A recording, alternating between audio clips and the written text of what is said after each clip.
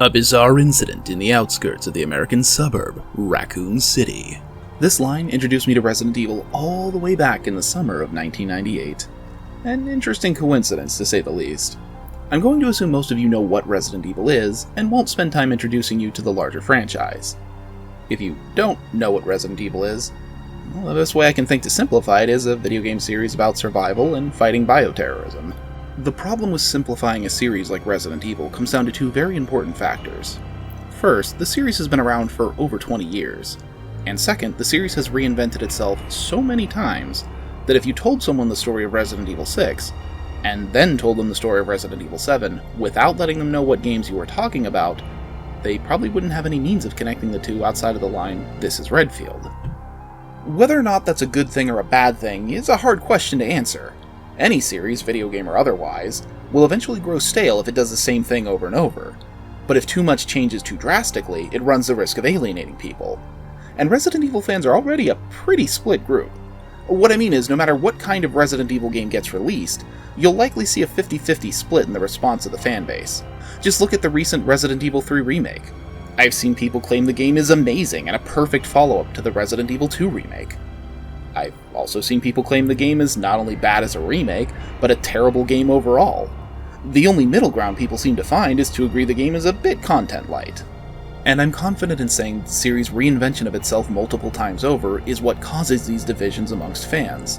After all, if the changes in the games are what hooked you into the series, it's likely you'll enjoy them for very different reasons than people who were fans before the changes.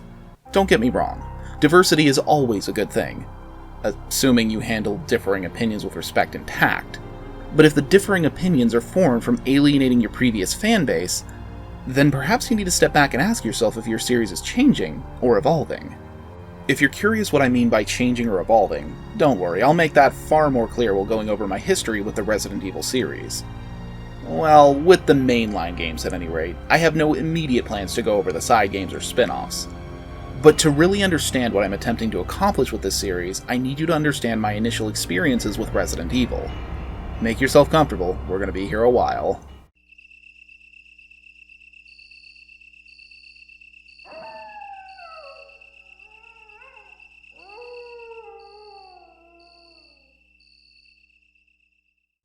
Resident Evil 2. Everyone has that game that shapes them as a gamer. I'm not talking about the game that got you interested in playing in the first place, but one that changed your understanding of what a video game could be. A game that touches you on a deeper level than anything else has, and becomes more than just a game. For me, that was Resident Evil 2. Throughout my early life, the games I played consisted of colorful characters and fantastic worlds to explore, generally with one final villain to overcome and save the world. Enemies are fun to fight, jumping on them and getting a pleasing popping sound, or fighting them in rounds of combat, being rewarded with money and experience, which helps your character grow stronger. But Resident Evil 2 was different. There is no villain you're told you need to find and defeat to save the world. Instead, there's a mystery as to how a large city became the residence of the living dead. Combat feels tense because supplies are limited, forcing you to decide between taking an enemy out to make the room you're in safer, or leaving it alive to conserve ammo, but run the risk of the enemy attacking you. There's no cute pop when an enemy dies. They go down from gunshot wounds, bleeding out on the floor, and your only reward from the fight is one enemy no longer posing a threat. They aren't fantasy creatures like dragons or slimes. They're mutated and rotting humans, animals, and plants, and each one wants to rip you apart and devour you. You're not a hero, you're food, and every creature you fight is, in its own way, a victim. Not a very heroic feeling, gunning down people who have lost their minds to a viral disease. I first played as Leon, and right away the game threw me into a burning zombie-infested street. I was surrounded with nowhere near enough ammo to fight them all. The zombies closed in from all sides, trying to block off my escape. I never played a game that threw you to the wolves so quickly. Think back to just about any game you've ever played. How many of them make it unlikely, if not nearly impossible, to lose the first conflict? Even Five Nights at Freddy's, a game that's notorious for killing the player, has a much lower difficulty on the first night, giving you time to get used to the gameplay. But Resident Evil 2 throws you into an unwinnable situation, forcing you to flee instead of fight. I managed to escape the zombies on the street and made it into a gun shop, only to have the owner point a shotgun at me. He backed down once he knew I wasn't a zombie, and then locked the door to secure the premises. I felt like I had time to catch my breath, and maybe this person would help me out. This is a gun store, so there's plenty of ammo to go around. but I soon learned that safety is not a guarantee in Resident Evil. Zombies broke through the glass, killing the store owner. There were few enough of them that I was able to fend them off, and I got a shotgun out of the fight. But now I was low on ammo, and I couldn't stay in the store any longer.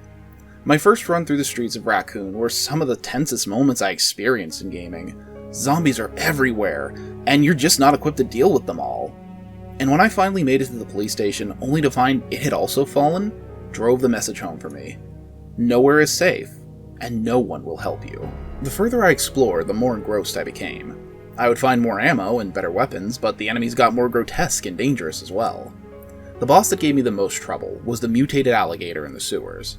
I died to this boss so many times. Mostly because I wasn't good at the game yet, but also because this boss can take a lot of damage and deal a lot of damage. But there's a trick to it, and when I figured the trick out and defeated that scaly son of a bitch, I felt so satisfied. I couldn't believe the green menace that bullied me for days could be taken out with a single shot from my weakest gun. No matter what stood in my way, I persevered, because I was past the point of just liking the game. Resident Evil 2 quickly became my favorite game. I loved the setting of Midwest American suburb.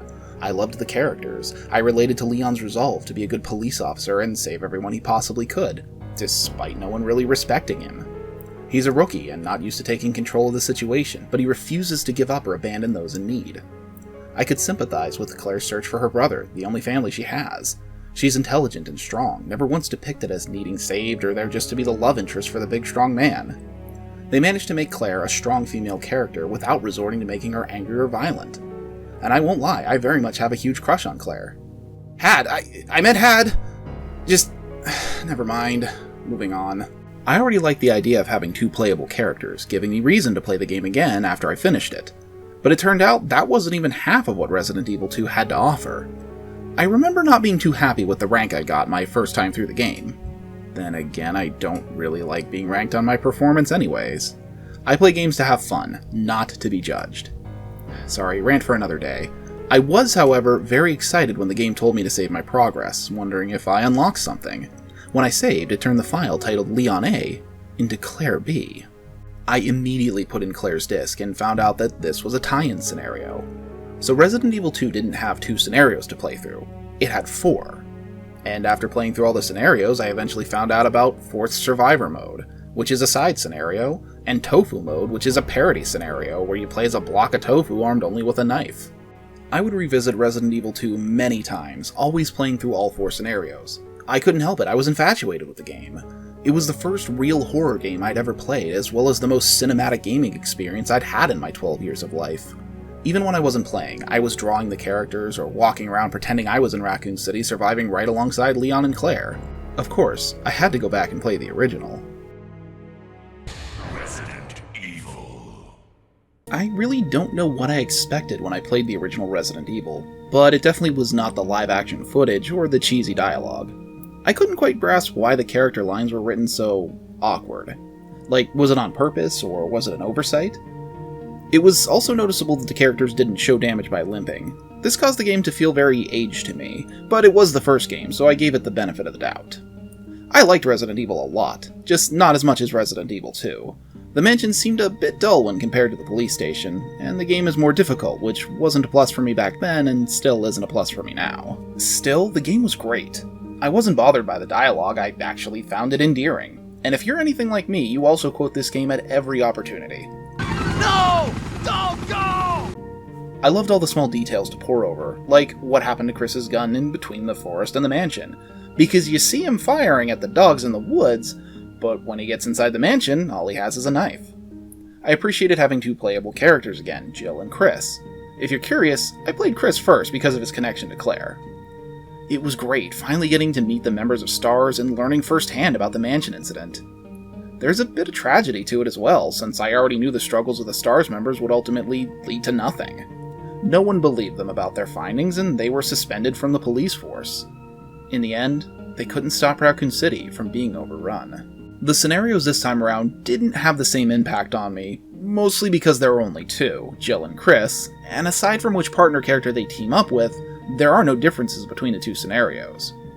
There are 8 endings, with each character able to achieve 1 of 4 depending on who lives and who dies, which is a welcome difference compared to Resident Evil 2's 1 ending, but I think I would have preferred more differences between Chris and Jill's respective campaigns.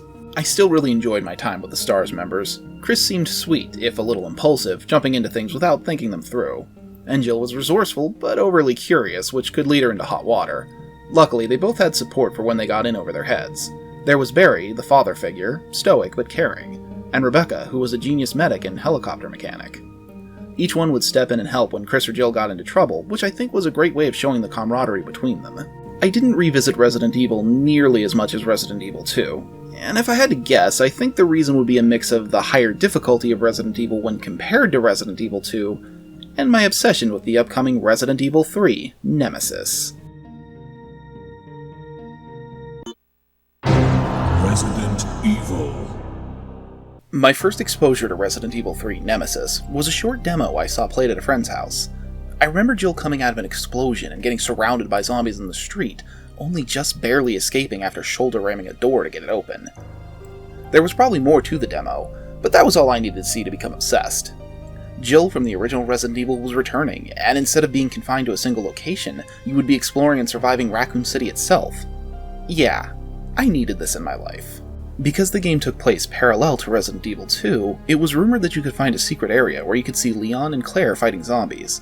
As far as I know, this isn't true, but feel free to correct me in the comments if I'm wrong. It felt like forever before I finally got my hands on Resident Evil 3, but when I finally got to play, I was not disappointed in the slightest. Jill Valentine is back, and better than ever. Even when all her fellow STARS members, save for Brad, have vacated Raccoon City, Jill remains behind to save as many people as possible. There's a storm coming, and she knows it. Remember how I said playing through Resident Evil 2, you're not playing as a hero, you're playing as food? Well now, you're playing as a hero. Jill is no longer alone in a mansion in the woods. She's prepared to go to war, which is good because they don't have Nemesis in the title for nothing. In my first meeting with Nemesis, I chose to flee to the police station. I didn't see why I would stay and fight. After all, there was no one to protect. Sorry, Brad. Once in the station, Nemesis bashes up against the doors, making the once welcoming main hall of the precinct terrifying, and making you wonder if the giant will manage to break the doors down and continue its pursuit. The first part of the game had me on edge, because I'd never know when or if Nemesis would come at me. Zombies didn't seem that problematic anymore compared to everything else I had to deal with. It was a little disappointing to me that there weren't two scenarios anymore, but to make up for that, they have the live selection system, which will change certain events of the game. Resident Evil 3 also brings back multiple endings, even if there are only two. The partner character this time around was Carlos, who was a fun goofball character, but also reliable and there for Jill when she needed him. Besides, all the foxy ladies love the accent. I feel kinda gross just saying that. Carlos, lend me your charm. One of the parts that really stuck with me was the clock tower section, because once you finish the puzzles and send out a signal, a rescue helicopter comes for Jill and Carlos, making you think you won. But Nemesis is there to shoot down the helicopter. It's a brilliant fake-out. You see the relief on Jill's face as she's about to be rescued, cut off by the missile fired into the night sky. Sorry, Jill, this nightmare isn't over just yet. Resident Evil 3 Nemesis would go on to become my second favorite Resident Evil game, just under Resident Evil 2. The future was looking bright, because the next mainline Resident Evil game would be on the next generation console, the Sega Dreamcast. And if that wasn't enough to whet my appetite, there was also the return of Claire Redfield. Resident Evil. It was exciting to see where the next game would go, because after the events of Resident Evil 3, Raccoon City wasn't really an option anymore.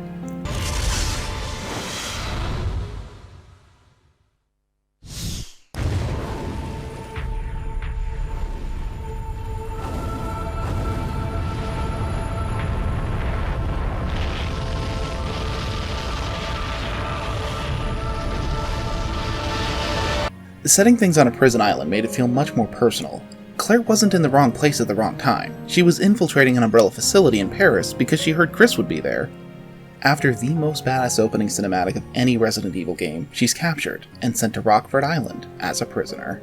Resident Evil Code Veronica looked amazing to me. Sure, it might not look like much now, but compare these graphics to the previous PS1 games, and it shouldn't be hard to imagine how breathtaking the game looked to players back then.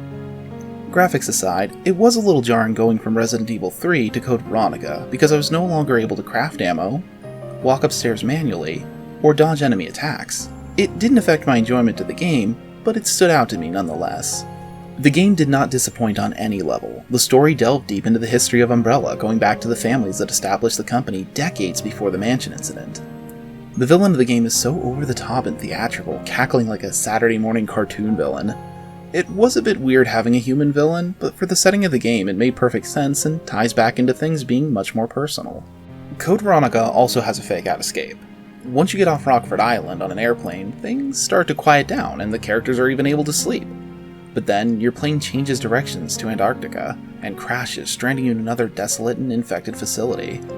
That's even worse than Nemesis shooting down the helicopter, because Claire and Steve are not only able to get on the plane, but they have to defend it from a tyrant in the cargo area. Jill has a moment of hope before Nemesis takes it away, but Claire and Steve are able to relax enough to fall asleep before being crushed with the realization that their ordeal isn't over yet. Code Veronica is just amazing. And all of that is without even getting into the return of Albert Wesker, thought to be dead since the mansion incident. Now enhanced with a virus giving him heightened strength, speed, and agility. Then there's the reveal of the actual main villain, Alexia Ashford, sister of Alfred, the cackling villain from before. Alexia is a genius, and she gets things done. If you ever find yourself in the same room with her, don't even kid yourself. She's in charge. I suppose I should talk a little about Steve Burnside. Steve is the second Resident Evil character I didn't like. He was an annoying mix of bravado and whining that I just couldn't find endearing no matter how hard I tried. And this was the character they thought to give Claire a romance with? Claire, I'm sorry, but you have terrible taste in men. And then again, I want to date Ryuji, so I guess I'm no better. All that aside, the game is great. Another one for me to revisit over and over. Code Veronica is probably the most difficult of the classic Resident Evil titles, but not so much as to ruin the experience. I'd be lying if I said I didn't get emotional when Chris or Claire are finally reunited, or that I didn't feel empathy for Claire when she's crying over Steve. It all comes back to what I stated earlier about the game feeling more personal. Code Veronica seems like a direct sequel to Resident Evil 2, bringing Claire's story full circle. She started out looking for her brother, and through all her struggles, she's able to achieve that goal. The two games also share ending dialogue that alludes to Umbrella going down for good. In the end of Resident Evil 2, Leon says, "Hey, it's up to us to take out Umbrella." And in the end of Code Veronica, Chris says, Yeah, it's payback time. We've got to destroy Umbrella. Now, let's finish this once and for all. It sounded to me like the fight against Umbrella was coming to an end, and I was sure the next game in the series would blow me away. I imagined all the survivors from the previous games coming together for their biggest fight yet, maybe even as a revived STARS team. Umbrella made a specialized tyrant to hunt down the surviving members of STARS, so what better symbol to take out Umbrella? I never would have guessed that the next game would go back to the past and revisit the mansion incident. Resident Evil. As much as I wanted the story to move forward, I was excited when I heard the original Resident Evil was being remade for the Nintendo GameCube. The pictures in the gaming magazine looked too good to be true. I remember seeing pictures of the characters going through an outdoor area, causing speculation that the game would start with you in the woods searching for Bravo Team's helicopter. Once surrounded, you would have to run from the dogs and escape into the mansion, which sounded amazing. There was also a rumor that the game would start out with Bravo Team's investigation, allowing you to experience firsthand what happened to them. Neither of these rumors turned out to be true, and the wooded area from the pictures leads up to a new area within the mansion grounds. But this didn't take away from the Resident Evil remake in the slightest. Aside from the redone graphics that look good even by today's standards, they added defense items and the ability to burn zombies once you shoot them down, which is important. Don't forget to do this. The dialogue was updated to sound much less awkward, but still include references to some of the best cheesy lines from the original. That was too close. You were almost a Jill sandwich. You're right. Barry, thanks for saving my life. That was a close one. A second late, you would have fit nicely into a sandwich. Really? Thanks. They added new enemies, environments, and even a new boss. I don't remember if any gaming outlets spoiled the Crimson Head enemies, at least I didn't know about them. The first time I downed a zombie and saw the body remain where it was, I thought it was showing off how powerful the GameCube was. But once I realized what it means to down a zombie without a headshot or burning the body, the game suddenly became much more nerve-wracking. What an amazing mechanic. You think you know Resident Evil? Well, do you? You know which zombies to kill and which to run by? Well, think again, because those downed enemies may just get back up as Crimson Heads. Stronger and faster than a regular zombie. They're able to bite you as well as run you down and tear you open with clawed hands. I stated earlier that the mansion in the original Resident Evil seemed a bit dull to me. Well, the remake turns the mansion into a nightmarish and visual masterpiece. The remake team made sure every part of the mansion is used perfectly, with no space wasted. Remember the space under the stairs in the main hall? There was nothing back there, even though it would have been the perfect place to hide extra ammo or some other item. Well, in the remake, they put a door back there that leads to a new area, and it's not even a secret area, it's necessary to progress through the game.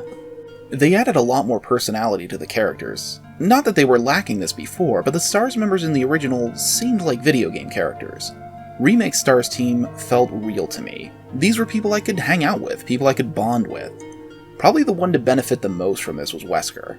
Don't get me wrong, I love Wesker from the original, but he really didn't come off as the cool and confident leader he was supposed to be. The Wesker in Remake is a total badass, and seems to generally care for his team, making it all the more surprising when it turns out he's a traitor. I remember the announcement that Resident Evil 2 and 3 were going to be on the GameCube, which of course had me drooling for more remakes. But soon after the announcement, I found out they were just porting the game so you could play them all in one place. Capcom seemed determined to continue into the past instead of moving forward, because the next game released was a prequel. That's okay, I could wait for the final showdown I was dreaming of. The longer it took, the better it would be. Right? Resident Evil 0. Around the time Capcom was developing the Resident Evil remake, there was a title in the works for the Nintendo 64 that would follow Rebecca Chambers of STARS Bravo team as she experienced the loss of her teammates and subsequent escape into the mansion. From what I understand, the game was moved to the GameCube because after people played the Resident Evil remake on GameCube, it would be unlikely that they would go back to the previous console generation for the next release. Unfortunately, Resident Evil 0 would not tell Bravo Team's story. Yes, it starts out with Bravo Team entering the Arklay Mountains, but Rebecca is quickly separated from her team and paired up with escaped convict Billy Cohen, and she barely interacts with her compatriots throughout the rest of the game. Remember how I said Steve Burnside was the second Resident Evil character I didn't like? Well, the first character I didn't like was Rebecca Chambers. There was just something about her that rubbed me the wrong way. I guess if I had to put it to words, she came off like the kid character added to your favorite TV show when the ratings went down. Please don't misunderstand, I very much love Rebecca these days, but back when Resident Evil 0 came out, she was on my shit list, and this did not help my opinion of the game. Resident Evil 0 was the first Resident Evil game to disappoint me. The first one I didn't really like. As far as I can remember, I only played through the game twice before shelving it and never touching it again to this day. It has bits and pieces that add to the history of Umbrella, but nothing that would have been missed if it wasn't included. It messes with the established timeline, but I won't get into timelines or canon in this video. Just keep in mind this was another reason 0 was on the bottom of my list, with no competition to take that spot. On top of everything else, they added William Birkin and Albert Wesker to this game, where they serve very little purpose outside of exposition. They added a main villain in the form of a young man in a fancy gown thing singing operatic to control mutated leeches. Resident Evil has had some anime moments before, but this was a bit too much for me. The game's story wasn't engaging to me, probably because I wasn't interested in the main characters at all. The gameplay advancements didn't wow me either. I can respect what they were trying to accomplish with the partner system, but I just found it tedious. The same goes for the item dropping system. Placing any item down anywhere is a great idea in a game where item management is a major part of gameplay. But this shouldn't have replaced the item boxes, it should have complemented it. If nothing else, the game looks pretty. I think my biggest issue with Resident Evil 0 is that I saw so much potential for what the game could have been, but in the end it fell short of all of my expectations. I had to hope this was just a misstep, and the next Resident Evil game would nail it. Final battle, here we come. Please? Resident Evil 4. I remember the announcements of each different version of Resident Evil 4, the game's now lovingly referred to as Resident Evil 3.5. I was both excited and nervous about the next Resident Evil game, because from the pictures that were being published, it was clear that the game would be very different from anything that came before. People were getting tired of the Resident Evil formula, and if the next game didn't revive interest in the series, there may never be another Resident Evil. It was do or die for Capcom this time. On the plus side, Leon was coming back, so as different as the game may end up, I'd have a familiar face to take me through it. and if the series ended, I just hoped it said goodbye in style.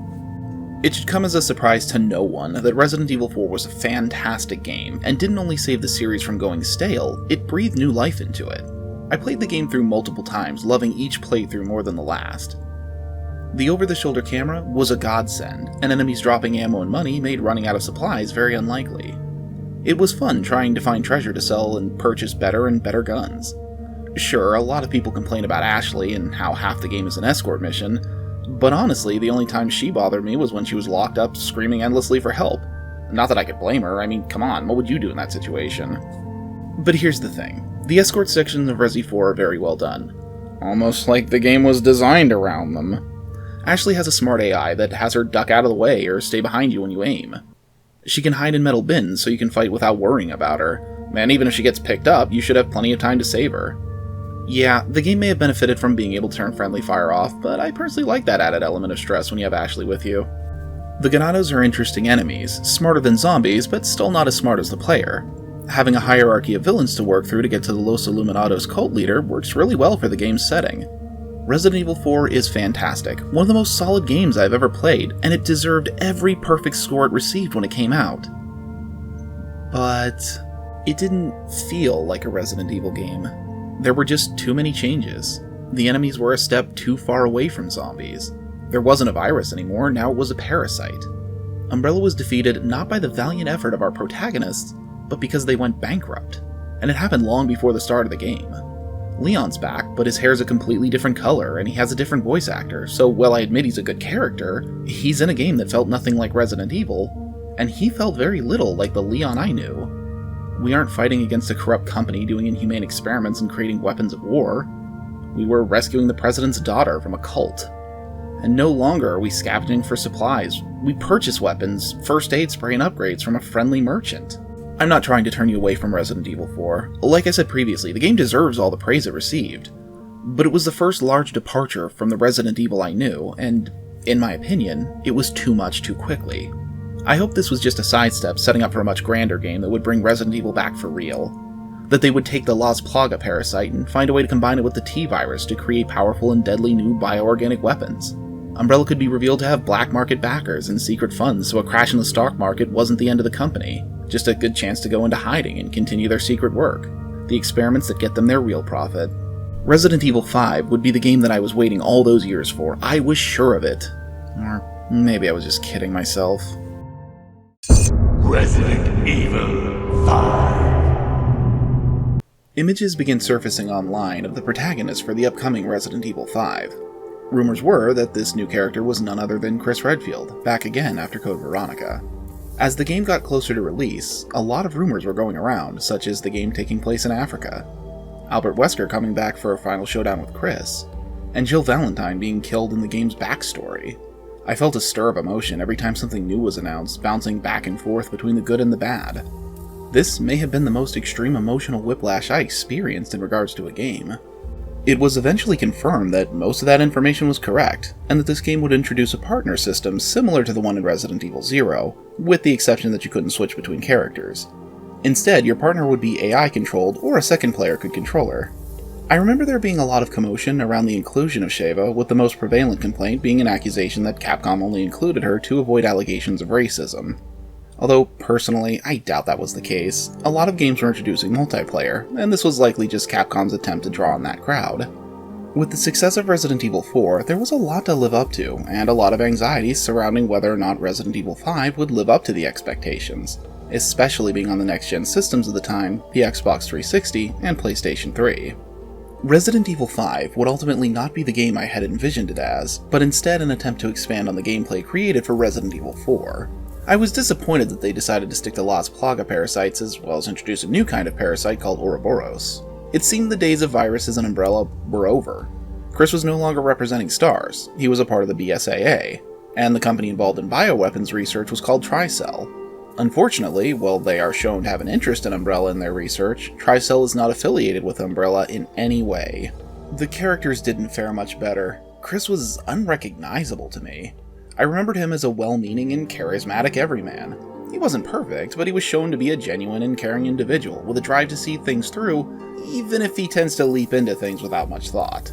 But here, Chris's innocent, boyish charm is completely gone. He's dark and brooding, having trouble trusting or bonding with Sheva due to the death of his previous partner. It turns out Jill isn't dead. She just went missing after saving Chris from Wesker. But he can't seem to get past her disappearance because he doesn't lighten up. He just begins to bond with Sheva a little. There isn't a satisfying character arc, and in the end, it just feels sad and empty. Sheva was fine, but I don't remember her sticking out to me, probably because Chris isn't healed by her. Had she actually pulled him out of his funk, I think she would have been the standout character of the game. Jill has a lot of presence as the mysterious brainwashed character, and when you rescue her, she breathes so much life into the story, because you find out she was conscious of what was happening, but unable to resist it. But as soon as you rescue Jill, she leaves the story. The action sets were really pumped up in the game as well. Resident Evil 4 had plenty of arena fights, where you're surrounded by tons of enemies and you need to defeat them all or survive long enough to get past them, which worked because you were using the same combat system throughout the whole game. But Resident Evil 5 has driving sections and turret sections. Here's an unlimited ammo machine turret to fight off waves of enemies, and your only limitation is the thing overheating for a few seconds? In the end, Resident Evil 5 came up short. As a sequel to Resident Evil 4, it didn't do anything to evolve what that game set up. It felt more like Capcom wanted to draw in Call of Duty fans, because that was the popular game series at the time. I had fun playing Resident Evil 5 for what it was, but because it did nothing to draw me in as a fan of the original Resident Evil titles, I didn't have any interest in revisiting it. I came to the realization that Capcom was done with the original Resident Evil storyline. They killed it off in the backstory to Resident Evil 4. I couldn't kid myself anymore. What I knew as Resident Evil was dead, and I held no hope of it coming back. As hard as it was for me to accept, I didn't care what Capcom did with the series anymore. Resident Evil 6. Even knowing that I was done with the series and having no hope that anything announced would pique my interest, I still followed all the announcements and teasers leading up to the release of Resident Evil 6. And to my surprise, one thing would get me interested enough to give the game a chance. Resident Evil 6 was going to be split up into 3 campaigns that linked together to create a complete narrative. There was even going to be an extra 4th campaign coming as free DLC. What caught my attention was Leon's campaign, which would feature a new virus and the return of zombies. I didn't have my hopes up that the game would blow me away, and considering that I was only interested in 1/3 of the game, didn't bode well from the get-go. Honestly though, I did have some fun playing through Leon's campaign, and it was great to see zombies back. But both the game and the mechanics of the game were so over the top that I just couldn't get invested. I played through the full scenario, going back and forth on how I felt about it until I got to the end with the Transformer-like boss going from human shape to multiple giant monsters, including a T-Rex. I had paid full price for the game and wasn't ready to give up on it just yet. However, after seeing the further decomposition of Chris's character, I ended up giving up on the game without finishing Chris's story or even playing Jake's campaign. I remember thinking Piers was a better representation of Chris than Chris was. The game was advertised as having 3 campaigns, each with a different gameplay style, but this really isn't true, at least not in the way we were led to believe. The misconception was that Leon would play like older RE games, slow and methodic. Chris would be the fast-paced and combat-heavy style, and Jake would be more about physical feats and acrobatics, which made it feel like Capcom was trying to please everyone except actual Resident Evil fans.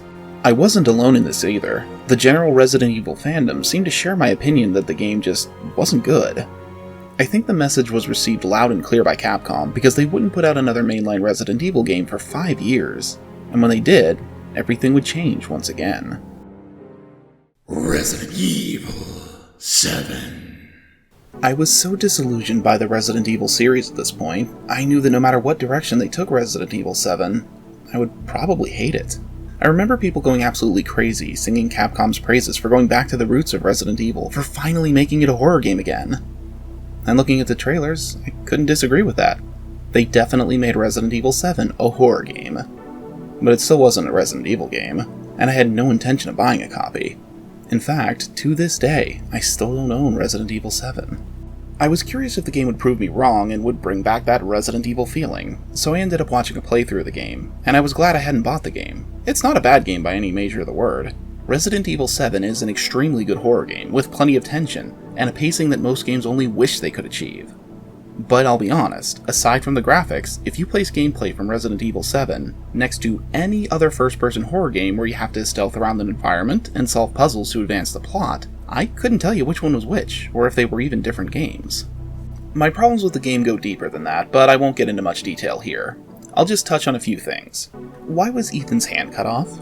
It serves no narrative or gameplay purpose and actually is rendered completely pointless by an encounter with Jack where he cuts off Ethan's foot. When Ethan wakes up with his hand reattached, it looks stapled in place but shows no sign of pain or weakness, just a reminder that he was disfigured for a few minutes. But if Jack catches Ethan and cuts his foot off, he taunts you with a healing item that Ethan is able to use to flawlessly reattach his foot in seconds, healing him fully and leaving no visible scar. I'm not a big fan of the section where you're forced to choose between Mia and Zoe. Not because it's set up to be a difficult choice, I could probably praise it for that if it was, but be honest with me, how many of you wanted to choose the bossy lady who's practically a stranger, over your wife who you've gone through all of this to save? All it does is change the ending to the bad ending, which again could have been great if the good ending wasn't achieved by taking the obvious route. The last thing I want to touch on before moving on, because I realize at this point I'm just complaining, but what purpose did adding Chris to the game serve? It's neat to see him back, sure, but why is he working for Umbrella? Is he working for Umbrella? Is Umbrella back? Is this a continuation of the original Resident Evil timeline, or is this a new timeline? If putting a character in the story adds more questions than it answers, maybe it's not a good idea to add that character. With all of that said, I applaud Capcom for the amazing game that they gave us. I just wish they'd made this its own original game instead of a Resident Evil game. Unlike Resident Evil 5 and 6, which crushed my hopes for the future of the series, Resident Evil 7 just left me feeling numb. I'd already stopped caring about Resident Evil. At this point, I'd even stopped going back and replaying the old games. There was literally nothing they could have done to make me feel anything anymore. Or so I thought.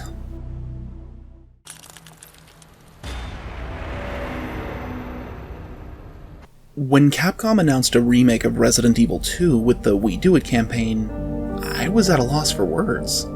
They were going to make a game that had been in demand dating all the way back to 2001 when the first Resident Evil was remade. They were taking a second shot at my favorite Resident Evil game, the one that pulled me into the series and created a love so strong that I actually felt heartbroken when they left the old style of games behind. All I could do was wait for news and try not to get my hopes up. It felt like an eternity after the announcement that we finally got a trailer. It was E3 2018, and we would get 2 trailers. The first starts out from the point of view of a rat that gets crushed by a shelf because a police officer is struggling with a zombie. The zombie is shot by Leon, giving him an amazing reveal, and I don't think he could have been a more perfect redesign. The trailer would go on to show some story elements with everything moving too quickly to grasp much of what was happening. We would hear about the game including both first and second scenarios for Leon and Claire, which was a worry put at ease. I mean, the A and B scenarios were a huge part of the original Resident Evil 2. The second trailer showed us more of the gameplay elements, and it had me both excited and terrified. The game appeared to have been lovingly reimagined, but I was worried the game would play closer to Resident Evil 4, 5, and 6 than the original. I was also worried about the section showing Leon walking through dark hallways with only a flashlight to see.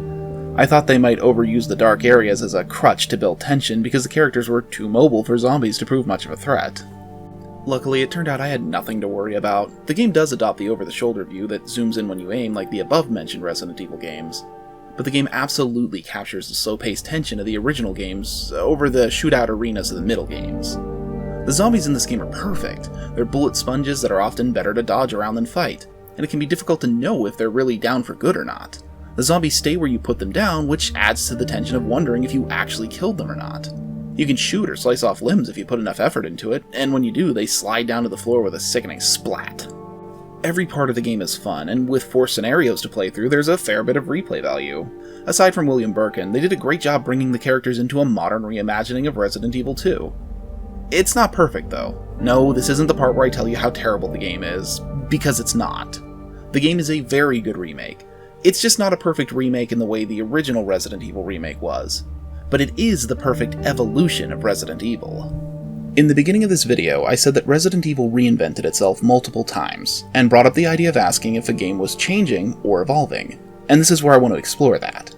Capcom found itself with a dying series twice. The first time was before the release of Resident Evil 4, and the second time was before the release of Resident Evil 7. I won't say that Resident Evil 0 killed the series, it didn't, but it also didn't renew interest in what was becoming a tired formula. Capcom tried many different gameplay types, like Dead Aim's first-person shooter, and the Outbreak team's online play that never paused even when the menu was brought up. They took risks, but none of them was the breakthrough Capcom was looking for. This is why Resident Evil 4 had to be a different game. but instead of evolving the formula, Capcom completely changed it. I strongly believe that what Capcom did with the Resident Evil 2 remake is what they should have done with Resident Evil 4 all those years ago. Keep in the new control scheme, but continue the story you were setting up. If you want to move away from Umbrella and zombies, fine, but at least give us fans our final fight. A chance to stand over the ruins of the symbol that haunted us through everything that came before. The risk they took changing Resident Evil 4 paid off by bringing in tons of new fans, but it failed to retain the overall feeling of Resident Evil and thus served as a starting point to alienate fans of the original games.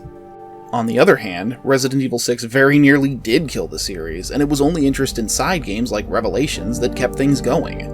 If Capcom tried to put out another game in a similar vein to Resident Evil 4, 5, or 6, they ran the risk of people ignoring it due to the reputation that Resident Evil currently had. The fans were crying out for change, and made it clear they didn't want action, they wanted horror. But there were two groups of fans, those of the original game style, and those of the new game style, so Capcom had to ask who to cater to. And the decision they made was to cater to neither of these fans, and once again completely change the formula. This served to create yet another rift in the fan base, creating fans of the classic games, fans of the middle games, and fans of the new first-person style game they made as the 7th mainline game. It's my opinion that this is why the Resident Evil fanbase is so fractured. This is why the Resident Evil 2 remake is so important to the future of Resident Evil.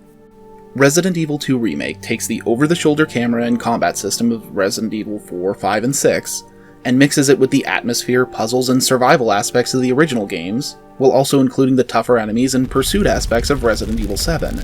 It was an impossibly perfect combination of all three formulas, creating the perfect evolution of Resident Evil. All of a sudden, I was excited for Resident Evil again.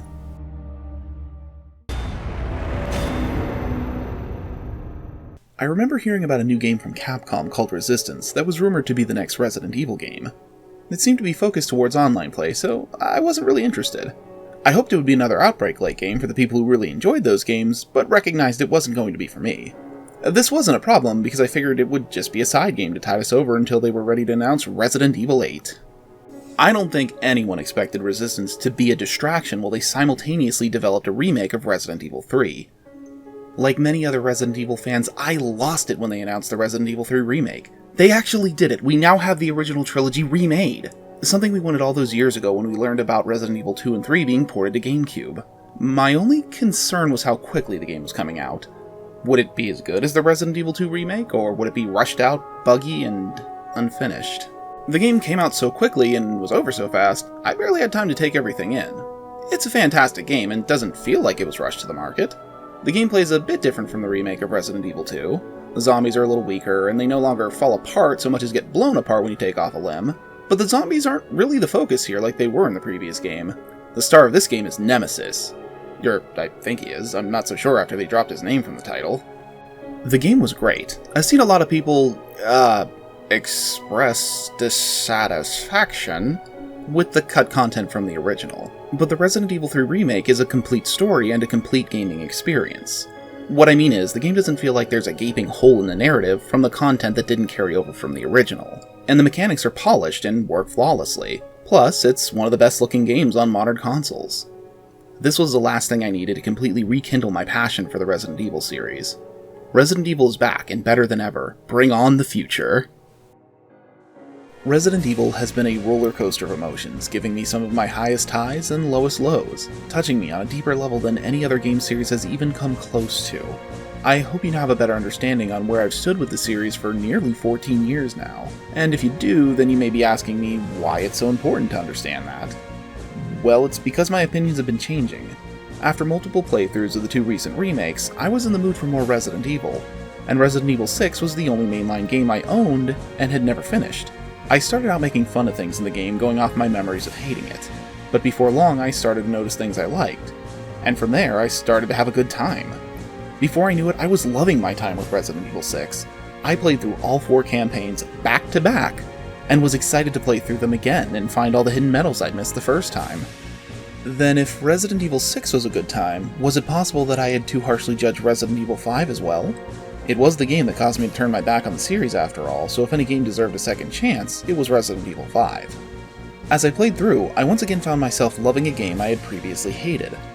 When I first played, I didn't like the partner system because it felt like I was forced to carry around a bunch of dead weight. This is probably why Sheva didn't leave a strong impression on me. I never hated her, I honestly never thought about her at all, and there's nothing wrong with her character. Upon my second playthrough, I learned that if you actually give Sheva ammo and healing items, she is an outstanding partner to have, and now ranks among my favorite characters.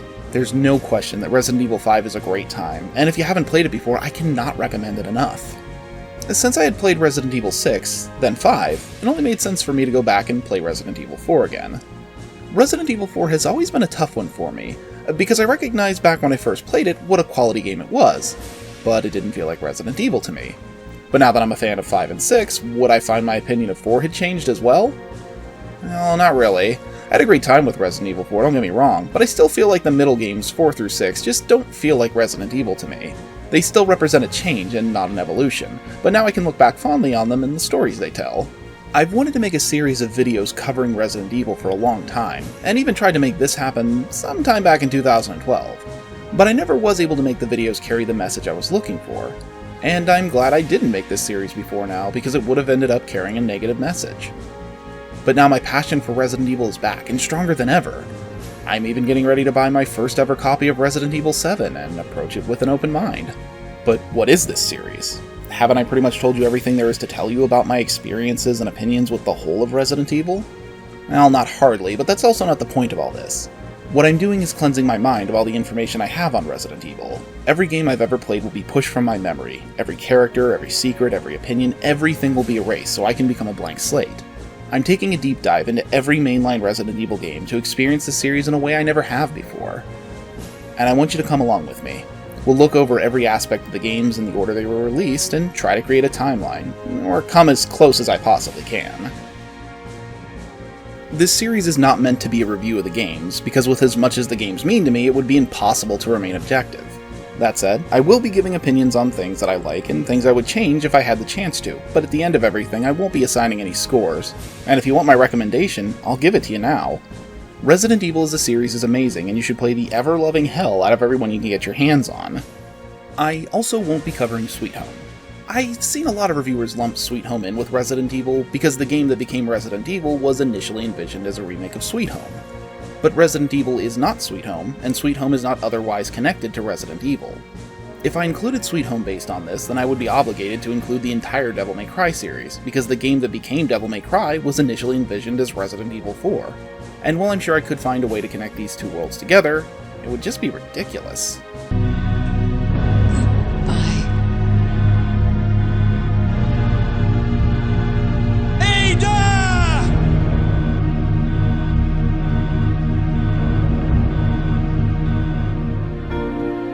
Should have been the one to fill your dark soul with light!